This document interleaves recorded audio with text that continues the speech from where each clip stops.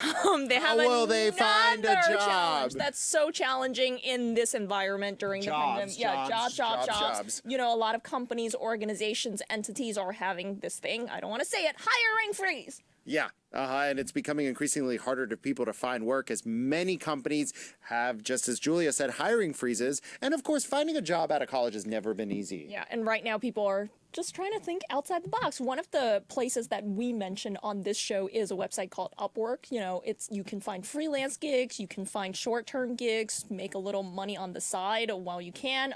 The downside of that is you have international competition, so you can try it. But it could get you a foot in the door. And remember, folks, the hardest job you'll ever get is your first job. Yeah, the first job. And if you're interested in a certain institution, remember, institutions, the hardest part is getting a foot in the door. Once you have a foot in the door, you're done. So if you're looking at a big company, a college, or some sort of big organization, you know, freelance work or even internships might be the best way to get your foot in the door. Yeah, ask for an internship, ask for freelance work, ask for to be an independent contractor, maybe in the state of California.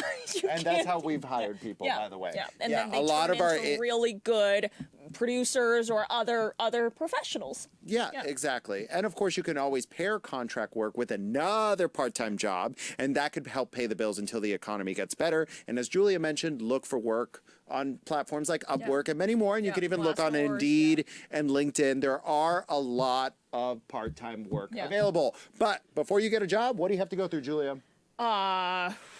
The interview. Yeah, the interview.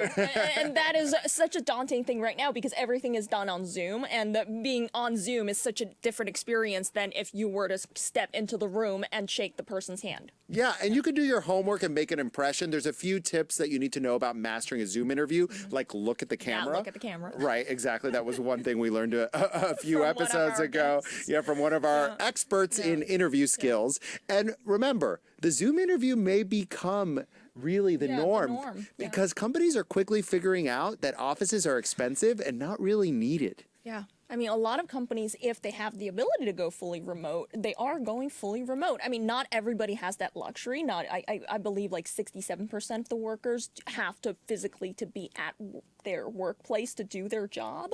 However, the other, 30 whatever percent, they can work from home fully. And one last thing before we leave it here, always remember to lean on your own personal networks. Most people get jobs because they know someone who knows someone. Of course, go on LinkedIn, go on Indeed, go on Upwork, but don't forget to ask your mom, your dad, your cousin, your neighbor. If they know of anyone looking for work, don't be embarrassed about being out of work. Everyone is down right now, and embrace the uncertainty. Ex-boyfriend, ex-girlfriend, ex-whatever. Look. Your dog walker, doesn't matter. Yeah. Try your best and don't give up. Yeah.